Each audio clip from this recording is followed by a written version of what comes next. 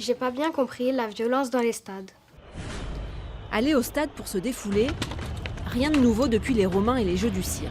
Mais il y a 50 ans sont apparus, d'abord en Angleterre puis partout en Europe, des supporters très violents. On les appelle les hooligans. Aujourd'hui, les autorités s'attaquent à toutes les violences, y compris celles des mots. Parfois, je pense à ceux qui vont au stade pour en découdre.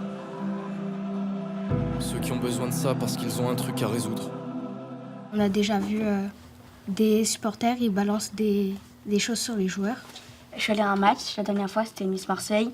Il y avait eu but pour Marseille et il y a un Marseillais qui s'est levé. Il y a un Niçois qui a commencé à se bagarrer avec l'autre et moi ça m'a fait peur. Oui. Des fois il y a des banderoles qui peuvent l'arrêter de match aussi. Et qu'est-ce qu'elles disent ces banderoles? Des insultes très graves. Et des signes mal polis. Ils critiquent les joueurs par rapport à leur religion ou leur couleur de peau.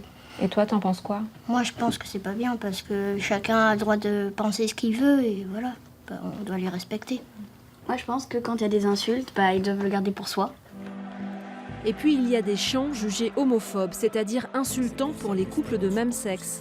Cette année, la Ligue professionnelle de football a sorti son carton rouge contre cette autre discrimination, l'homophobie.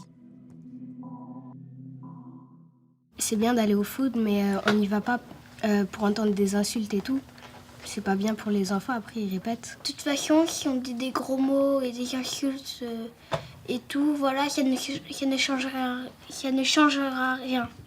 Cette saison, pour la première fois, on a sifflé la fin de la récré au grand stade. Le match Nice-Marseille a été interrompu pendant 12 minutes. C'est raisonnable, ils arrêtent le match 10 minutes et après par contre ça va recommencer. Ça peut calmer un peu les supporters et voilà, je pense que oui, c'est une bonne idée. Il y en a qui n'ont rien fait, donc c'est un peu...